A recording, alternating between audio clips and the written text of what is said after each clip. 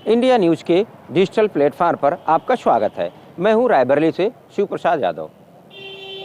गांव के विकास के लिए जो पैसा सरकार भेजती है कि गांव के विकास करिए, चाहे नाली खड़िंजा, नल, पानी, आवास, बड़ा बजट भेजती है गाँव की। और गांव की खास कर यूँ कहें कि विकास की जो जिम्मेदारी होती है बजट की, कैसे कहाँ खर्च करना है, उसमें ग्राम प्रधान और संबंधित गांव का जो ग्राम पंचायत अधिकारी होता है संयुक्त रूप से करते हैं। यही अमूमन प्रक्रिया है और उसमें जो है सुपरविजन संबंधित विभाग का रहता है, चाहे जिला पंचायत राज अधिकारी का हो, संबंधित ब्लॉक के जो अधिकारी हों। और इसमें भी नहीं कर पाते, कोई घालमेल होता तो उसकी शिकायत जिलाधिकारी से होती है, फिर मुख्य विकास अधिकारी, बहुत सारे अधिकारी हैं जो है जांच करते हैं। लेकिन किस प्रकार से जो सरकारी धन है कैसे निकाला जाता है और कैसे किस मद में खर्च किया जाता है, इसका लेखा जोखा किसी के पास है ही नहीं। एक ऐसा ही मामला सतांव ब्लॉक के कोनसा ग्राम सभा का जो है मामला सामने आया है अधिकारियों की। दरअसल कोनसा ग्राम सभा के रहने वाले एक शख्स ने रायबरेली की जिलाधिकारी को एक शिकायत की कि वहाँ के जो ग्राम पंचायत अधिकारी रहे आलोक कुमार शुक्ला का जब ट्रांसफ़र दूसरी जगह हुआ, ट्रांसफ़र होने के बाद गांव से लगभग 6.5 लाख रुपए जो है निकाल लिया।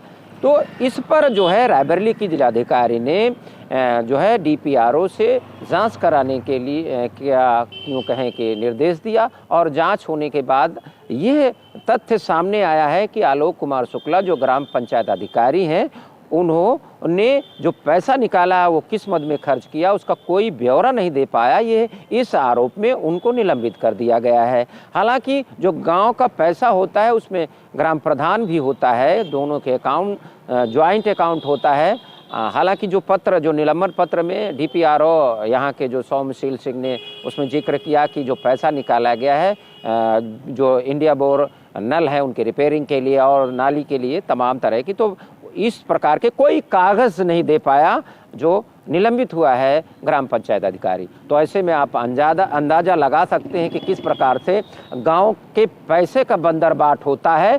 पैसा पहले निकल गया, किसी का ट्रांसफ़र हुआ, वो पैसा निकाले ले जा रहा है, और जब अधिकारी जांच करते हैं, जब मांगा जाता है कि भैया ये पैसा आपने कहाँ खर्च किया, उसका कोई लेखा जोखा नहीं मिलता। तो ऐसे में ऐसी ग्राम सभाओं से संबंधित बहुत शिकायत होती हैं।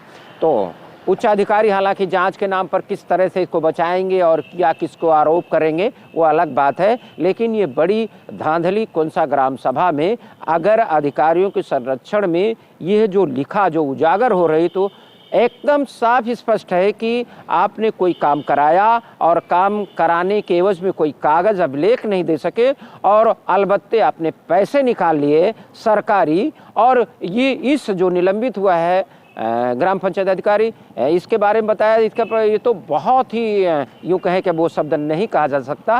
ये जहाँ भी रहा है कई बार शिकायतें हुई और इसका ट्रांसफ़र हो गया दूसरी जगह, और ट्रांसफ़र होने के बाद इतने रुपए निकाल लिया। तो आप समझ सकते हैं, अंदाज़ा लगा सकते हैं कि जो कोनसा ग्राम सभा का ये रहा। अब इस पर फिलहाल कार्रवाई हो गई निलंबन की, अब जांच चलेगी और उस ग्राम सभा की जांच होगी, ग्राम प्रधान की जांच होगी।